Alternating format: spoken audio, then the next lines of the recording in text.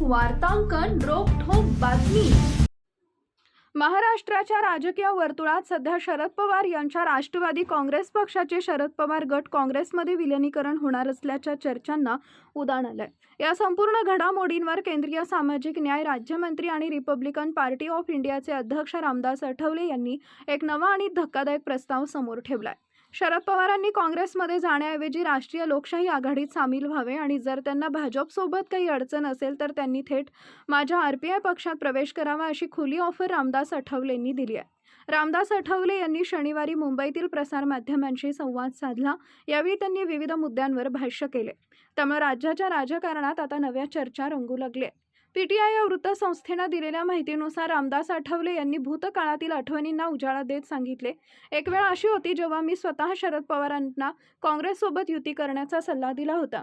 मात्र आता परिस्थिती पूर्णपणे बदललेली आहे। काँग्रेसची ताकद आता पूर्वीसारखी राहिलेली नाही। त्यामुळे पवारांनी काँग्रेसमध्ये विलीन होण्याचा विचार सोडून द्यावा। त्यांच्यासाठी एनडीए हाच सध्याच्या घडीला सर्वोत्तम पर्याय ठरू शकतो। गेल्या काही दिवसांपासून महाविकास आघाडीत अंतर्गत पातळीवर मोठ्या घडामोडी घडत असल्याचं बोललं जात आहे। विशेषतः शिवसेना ठाकरे गटाचे खासदार संजय राऊत यांनी केलेल्या एका विधानानं या चर्चेला अजून उधाण आलंय। भाजपच्या हुकुमशाही विरोधात देशात आणि राज्यात एक मजबूत विरोधी पक्ष उभा करणं गरजेचं आहे। यासाठी भूतकाळात ज्या नेत्यांनी किंवा काँग्रेस पक्षांनी साथ सोडली होती त्यांनी आता पुन्हा काँग्रेसमध्ये एकत्र यायला हवे असं संजय राऊत म्हणाले होते। त्यांच्या या विधानानंतर शरद पवारांचा पक्ष काँग्रेसमध्ये विलीन होणार का या तर्कवितर्कांना वेग आला। संजय राऊत यांच्या विलीनीकरणाच्या आव्हानावर पलटवार करताना रामदास आठवले यांनी शरद पवारांना थेट आपल्या पक्षात येण्याचं निमंत्रण दिलं।